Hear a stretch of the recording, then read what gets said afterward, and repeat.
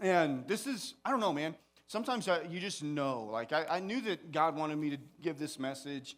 And so as soon as I finished it, we do this sometimes, I started to kind of like question, like how people were going to take this and all kinds of stuff like that. And just started getting a little bit nervous for some reason. I don't know. It just happens sometimes. But then Kathleen, I told Kathleen, you gotta really listen because you said some stuff. Kathleen kind of like preached my message, a little short version of my message, but you still have to listen to the whole thing because I just think it's so cool how God works like that sometimes. Just to give us that little assurance, man, this is from me. So I'm really excited now for you guys to hear this message because here's the thing, man. I really think, and I say this a lot, but I mean it, man. This could be a revolutionary day in Journey Church. I mean it. If you'll listen to this message and you will apply it to your life, this could be a huge, monumental turning point for Journey Church. Because today we're talking about your home. We don't talk about it enough. Chris is looking at Larry like, pay attention. I'm just kidding. It was actually a very loving look. She was like, yeah. I just like to tease her, okay? We're going to talk about the home, okay? When you think about home, you're supposed to kind of think about, sitting around the dinner table, sharing how your day went, laughing, all that kind of stuff. You're supposed to think about like Christmas morning and unwrapping presents and, playing catch in the backyard and all that kind of stuff. But for a lot of us, that's not what we think of, is it? Because for a lot of us, home is kind of a depressing and lonely place. For a lot of people, home is a place where you don't even want to go to. And I'm not just talking about people out there, guys. I'm talking about people in this building. We're a bunch of Christians, so our homes are supposed to be like the happiest homes around, and they're just not. It seems like we're just as stressed. Many of us are just as angry and just as messed up. Our families are just as messed up as the people out there, sometimes even more. And it's because the truth is, the devil is very busy, always busy, trying to destroy the homes of people in here. Really trying to destroy every home. He hates it. And the reason is, he does not want you to see your home as a sacred place. Even if, as I said that, some of you are probably kind of shocked, and you never really heard it said that way, like your home is a sacred place. Have you ever thought of it that way? This is where a big part of the problem comes from. We don't see our homes as a sacred place. We see the church as a sacred place. We see the church as a holy place. We don't see our homes as a holy place, right? It sounds a little bit weird. Big problem is that many of us, said us, have undervalued the importance and the plan that God has for your home, not just your church. We see the church as a place where we worship and we learn together and we pray together and we draw closer to God together. And we see our homes as a place where we live and sleep. But that was never God's plan. We call the church a family. We don't ever call our family a church, right? Why is that? Why do you think that is? Because the family or the home is what God designed the church after. He started with families. God started the human population with a husband and a wife. The very first community that God ever created, it wasn't a church. What was it? It was a family. You hear?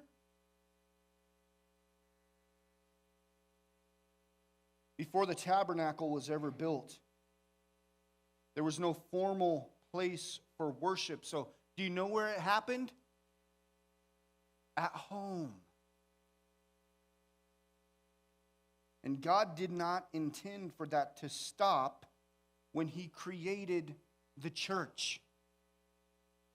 I'm going to read to you, I read this verse probably like every Father's Day, Mother's Day, and some other times. Deuteronomy 6:4-9. It says, "Hear, O Israel, the Lord our God, the Lord is one. Love the Lord your God with all your heart and with all your soul and with all your strength. These commandments that I give you today are to be on your hearts. Impress them on your children. Talk about them when you sit at home, and when you walk along the road, and when you lie down." Kathleen said something about that. "And when you get up, tie them as symbols on your hands and bind them to your foreheads. Write them on the doorframes of your houses and on your gates." Too many of us, the church has been the place where everything spiritual happens. And the home is the place where we can really be ourselves. That's a problem. The church is a place where we are on our best behavior. We watch what we say carefully. We smile. We're nice to each other. We hug. We serve together. We talk about God. And the home is where we can really be ourselves. That's a problem. I'm saying today that I think all of us would be in much better shape if we completely switched that around. I got a nod from Chris. I'm on the right track. What if we were on our best behavior at home? What if we hugged at home? What if we served together at home? What if we served each other? Whoa, what about that? At home. What if we sought God together at home, and then church was a place where we revealed what we were really like so that we could get help?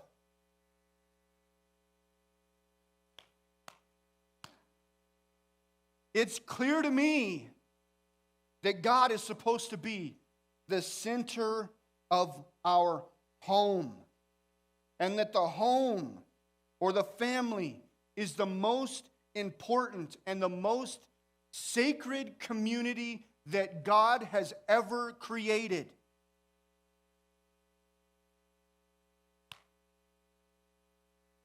Nice try. Most of us would be in much better shape if we can completely switched our ideas about the home and about church around. What if we saw our homes as a place where we're supposed to be set apart? Maybe our homes would have less problems because we're doing it the way that God designed it. So how do we remodel our homes to be more like what God planned? I have a couple of ideas that seem really, really simple. They seem like common sense, but they're a lot harder to put into practice, let me tell you. And the first thing, Kathleen, is invite the presence of God into your home. I want to look at this very well-known Bible character. As you're doing your bless this home thing, if you haven't put this guy in there, you got to put him in here. Everybody's favorite Bible character. I talked about him a couple years ago. His name is Obed-Edom. Everybody knows about Obed, right? We're going to learn about him. Obed-Edom. In 2 Samuel 6, 9 through 11, this is what it says. David was afraid of the Lord that day. I think that's funny. David was afraid of the Lord that day and said, how can the ark of the Lord ever come to me? He was not willing to take the ark of the Lord to be with him in the city of David. Instead, he took it to the house of Obed-Edom the Gittite. The ark of the Lord remained in the house of Obed-Edom the Gittite for 3 months, and the Lord blessed him and his entire household, Kathleen. God blessed him and his entire household. It says later that he blessed Obed-Edom and everything he owned. This dude is blessed, man. God is blessing him. He's blessing every person in his house, and he's blessing every single thing that they own. That sounds pretty awesome. So why do you think that is? Why is God blessing Obed-Edom and his house so much? Do you think it's because he was willing to keep the ark of the Lord in his house? I don't. Larry, if the king came to you and said, listen, buddy, you're keeping this in your house for a while, what are you going to say? Okie dokie. Right? He might not even had a choice. Right, Dave? David might have just came and said, listen, Obed, I want you to keep this in your house for a while. End of story. And Obed was probably like, okay. I don't necessarily think it's because he was willing to keep the ark of the Lord in his house. This is what I think happened. The ark of the Lord symbolizes the presence of God. Imagine how differently you would live if you were reminded every single day that the presence of God is in this house. I think it forced his family to live a life worthy of the presence of God. This is like the most sacred thing in the history of Israel. It's the most powerful object that has ever touched the planet. And it's sitting in their living room. Right? And it's a representation of God's presence.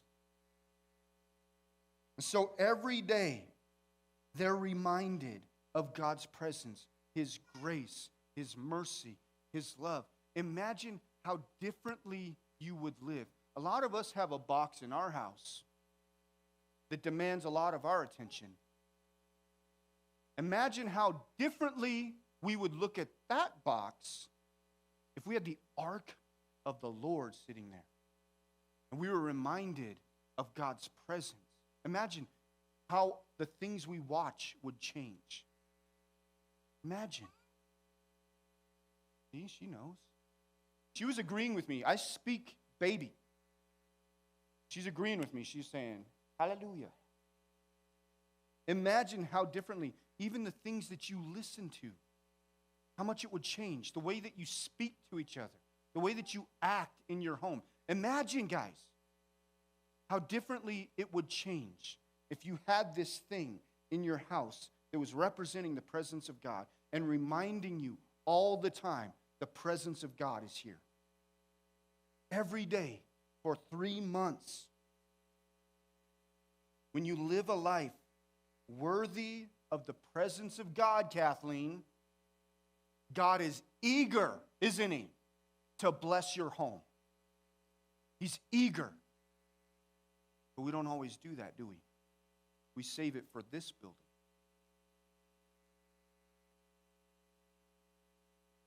In His house, the presence of God was acknowledged. It was valued. Imagine inviting God's presence into your home and then doing everything the same way that you do it now. I might have used this illustration before, but just imagine that Jesus shows up at your house unexpected.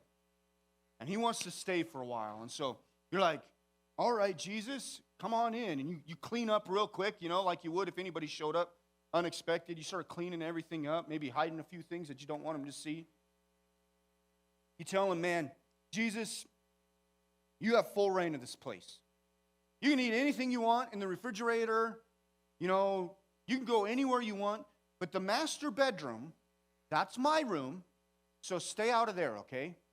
That's my room. Jesus is like, well, I kind of want full control, Kathleen, like she was saying. I want full control. And so, you know, you're not real excited about it, but you decide, okay, here's the deal. I'll give you the master bedroom too. You get the master bedroom, you get the master bathroom, but I'm going to take all my stuff out, and I'm going to put it in the smallest little guest room in the house. That's my room. Okay? You have full reign over the whole house. Master bedroom, master bathroom, refrigerator, everything. But I'm going to take the smallest little guest room in the basement, and that's my room. And so you go in there at night, and you lock him out. And guess which window the devil's going to crawl in as soon as you locked Jesus out of that place?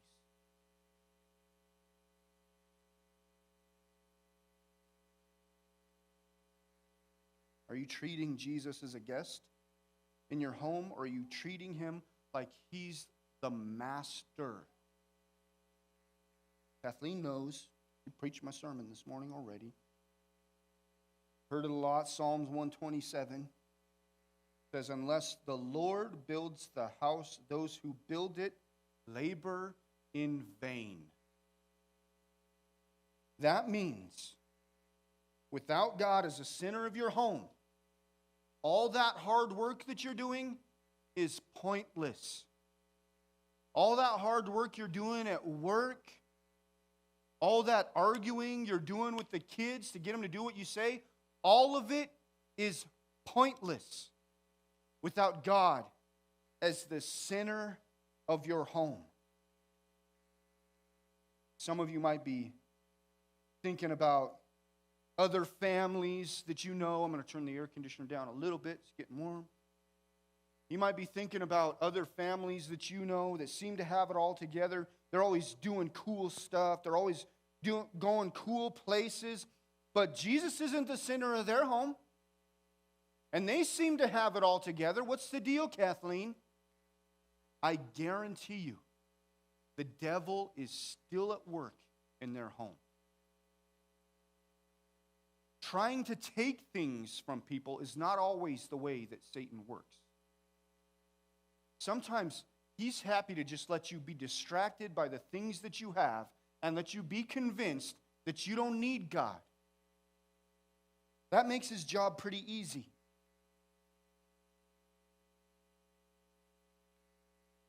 We know that the church needs the presence of God.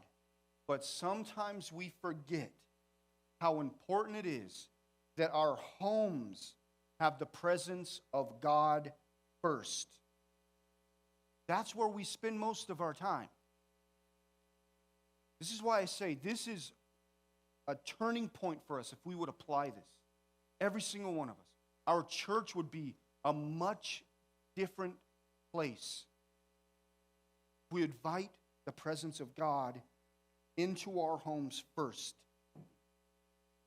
Some of you are struggling so much during the week because you need God's presence, but it's only Thursday. Right? You got to wait 3 more days. That's not the case if you invite his presence into your home. Give him full access. Right, Kathleen? Make him your master. And here's another very important thing that I want to point out. This is a tough one for me to even say. Your ministry starts in your home. Whether you're a pastor or anything else, the most important ministry that you have is your home. In 19 years of being a dad and being a husband to an awesome lady, and I don't know, like 6 years of full-time ministry, the one thing that I've learned is I still got a whole bunch to learn before I get it right. A bunch. And I've been a husband and a dad for almost 20 years. One thing I've learned is I got a lot to learn. My wife was like, stop it. She didn't actually do that, but she was thinking it. She was thinking it.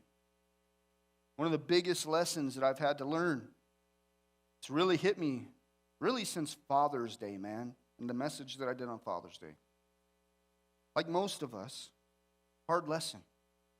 Most important ministry starts in your home. I'm going to read to you Deuteronomy 6, 4 through 9 again, but I'm going to read you my version of it. Okay, so don't go saying that I made it weird. Just listen. Hear, O Israel, the Lord our God, the Lord is one. Love the Lord your God with all your heart, with all your soul, and with all your strength. These commandments that I give to you today are to be on your hearts. Impress them on your children in your home. Talk about them when you sit at home and when you walk along the road with your family, when you lie down in your home, and when you get up in your home. Tie them as symbols on your hands and bind them on your foreheads with tape that you got out of the junk drawer in your home. Write them on the door frames of your home and on the gates of your home. That's where ministry starts. In Ephesians 5, Paul is talking to the church, and if you think about it, it's the early church. He's really talking to a bunch of people who are about to start ministry. And he explains to them how they're supposed to live and how they're supposed to look, and this is what he says. This is part of what he says really early on. He says in Ephesians 5, 22 through 33, wives, submit to your own husbands. The men love that part. As to the Lord, for the husband is the head of the wife, even as Christ is the head of the church, his body, and is himself its Savior. Now, as the church submits to Christ, so also wives should submit in everything to their husbands. Then it says this, husbands, love your wives as Christ loved the church. Here's something interesting to me. He doesn't say, Victor, love the church the way that Christ loved the church. That's kind of a big deal. He doesn't say, love your job the way Christ loved the church. Or don't love providing for your family. What does it say? Real simple. Love your wife the way that Christ loved the church. It's a big deal. And gave himself up for her, that he might sanctify her, having cleansed her by the washing of water with the word, so that he might present the church to himself in splendor, without spot or wrinkle or any such thing, that he might be holy, that she might be holy and without blemish. In the same way, husbands should love their wives as their own bodies. He who loves his wife loves himself, for no one ever hated his own flesh, but nourished and cherishes it, just as Christ does the church. And then if you skip a little bit, he goes on, he says more about husbands and wives, and then he goes to talk to children. Mariah, get a pen. Get a pen out, Mariah. Children, obey your parents in the Lord, for this is right. Honor your father and mother. This is the first commandment with a promise, that it may go well with you and that you may live long in the land. Then addresses dad again. Fathers, do not provoke your children to anger, but bring them up in the discipline and instruction of the Lord. What he's saying here, I think, to the church and to a bunch of people who are going into ministry to do God's work, I think this is what he's saying. Get it right at home. Get it right at home. I think, and I'm afraid, that we're inadvertently teaching our kids that ministry is something that you go out and do. That's a bad idea. I've worked with a lot of teenagers. I've even worked with teenagers that have planned on going into ministry in the future, to be pastors, to be missionaries and things like that. And they're not even nice to the people in their own home. Why is that? Look, the twins are fighting right now. Just kidding. Why is that? Because I'm afraid that we have taught them that ministry is something that you go out there to do. If you have teenagers, you know what I'm talking about. You've seen the evidence. I'm pretty sure that you've noticed that your kids are usually willing to do what anybody else asks them to. Right? Somebody else asks your kid to do it, they'll do it with a smile on their face, no questions asked.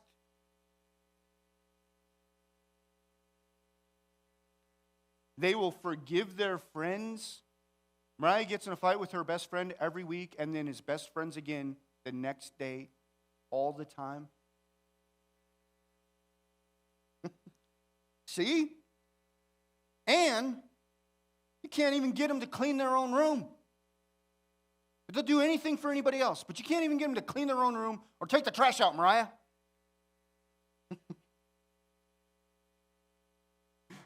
Why do you think that is? Listen. It's because many of us, and I'm guilty of this, have taught our kids and our family that people out there matter the most. I'm not wrong. I know it sucks to hear it. It sucks for me to hear it. We have not done it on purpose, but we have taught them people out there matter more. That's why when they call, we jump, right, Rick? Someone needs me, I got to go. But when Rhonda asks you to clean the garage, for whatever reason, we're too busy, right? If somebody else calls and says, hey, Rick, I need help cleaning my garage. What do? It's my brother. I got to go help him. Right? He needs help. We've made a mistake. I'm guilty of this, but I know I'm not the only one. I've seen people in ministry that aren't even nice to the people in their own home. They're nice to the people in their Sunday school class. Chris, I'm just kidding. They're nice to the people that they teach on a Wednesday night. They're nice to the people that they minister to. They'll do anything for them, anytime. It just doesn't include the people that they live with. That's a problem. A tough pill to swallow, trust me. Sometimes we get so involved in doing for other people and spending time with other people, and we can call it ministry or whatever we want to call it. We can call it our job. We can call it whatever I want. Call it whatever you want. It could be your job. But we get so involved that our families just get the leftovers of our time and our affection. Any parents in here who have kids who have left the house that say, I did that on accident? Dang. Oh, there's more of us. Maybe it's just me. Anybody who wants to tell the truth that says, hey, I did that on accident with my kids. I didn't always give them the best. I didn't always give them the best of me. Sometimes they just got what was left over of my time and my affection. I'm telling you, Journey Church would be better. Much, much better.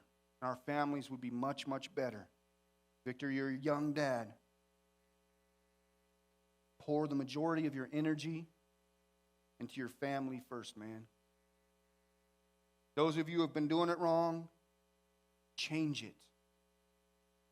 pour the majority of your energy into your home first. What is the church made of? Families. We're a big family of families.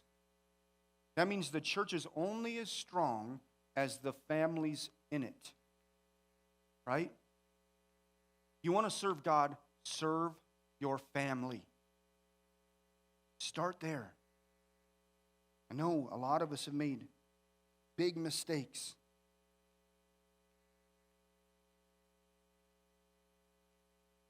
This would be a life-changing thing, I think, in all of our families. If we would look at our family like some of us look at the church or the people that we work with or our friends. We're willing to serve them and love them and give them our attention and be there when they need us, just like we are for other people. I hate giving this sermon today because I've done this real bad. You know, I've been a bad example, guys, to you guys. I've been a bad example to my family. I told Tim this morning, I'm never spending 2 weeks in a fireworks stand again. It ain't going to happen. That was a stupid idea. It was a stupid idea. There's other people that can do it. You know, I told Rhonda, I said, if we don't get the volunteers by, like April, we're just not going to sell them. I'm not going to let Lori be in a fireworks stand for 2 weeks. It ain't going to happen. Why? Because family's more important. We can all pitch in for that kind of stuff, right, Tim? You know, there's a few people in here did a lot of work. They're awesome. Could add more pitching in, doing less work. That's how it works. I've made the mistake. I know many of you have made the mistake. It's not too late to do it better. Get it in your brain now. It hurts to think about. Are you giving your family the best of what you got? Or are you giving it somewhere else? Anywhere else? Even the church. I'm serious. Then you're doing it wrong.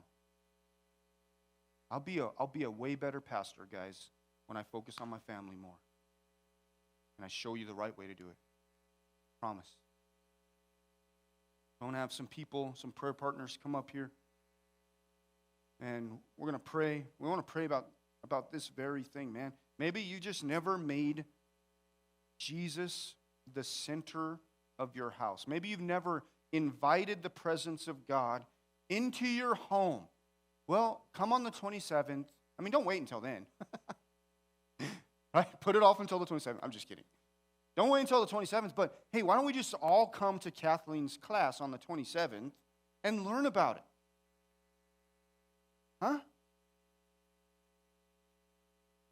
And you get oil. You get some oil. Man, I'm telling you, your house will be a different place. You live worthy of the presence of God in your home, the way that you do it when you come here on a Sunday morning. Right? Give the same at home. Your home will be a different place. Live a life worthy of the presence of God. And then begin to understand your number one ministry, your most important ministry. Don't feel bad. I've done a really bad job of this. Your number one ministry is your home, guys. Number one, from now on. If you want prayer for any of that stuff, we're going to pray with you.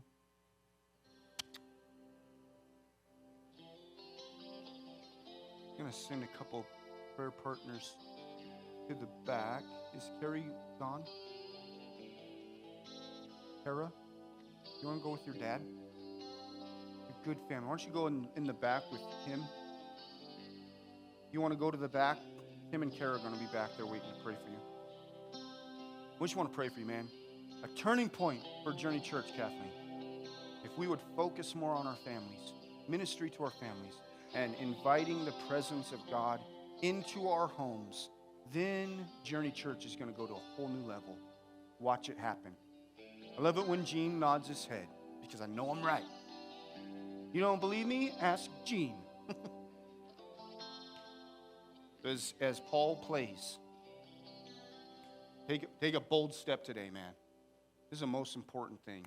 Aside from giving your life to Jesus, man, I think this is the most important thing you're going to do. Make a commitment to your family.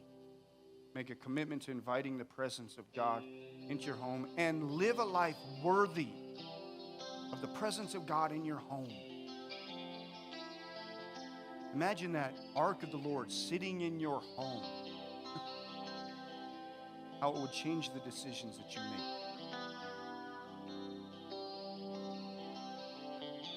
And again, if you have any other prayer requests, we're not going to assume anything. If you have prayer requests, we want to pray for you about that too. So come on up. I know. And men, I know, I'm not picking on you, but I know we're the worst at it. I know we are. I know there's more men that probably should make a decision today.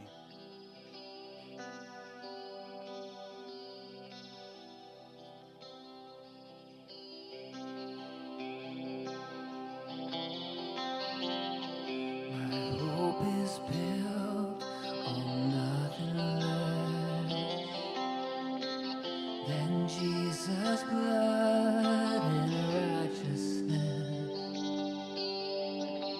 I dare not trust the sweetest frame, but wholly trust in Jesus' name. In Christ alone, cornerstone.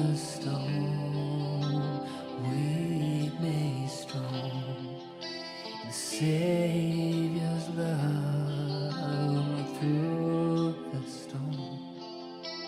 He is Lord, Lord alone.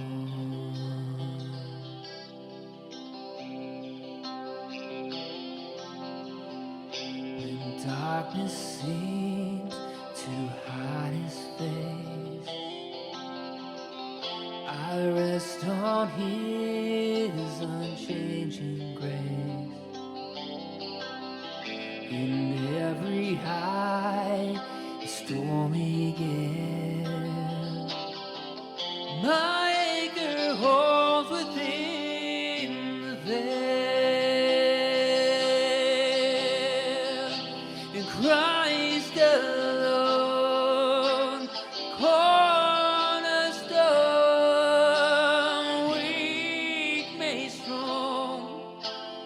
Savior's love through the storm. He is Lord.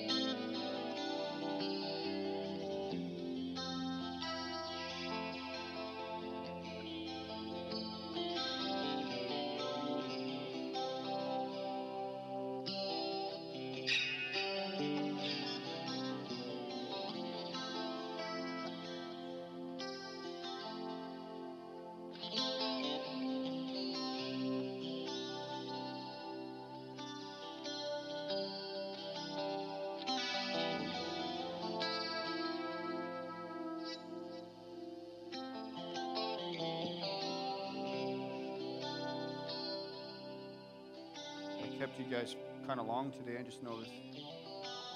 All right. Tell people we don't have an end time. But I just thought of something as we were praying.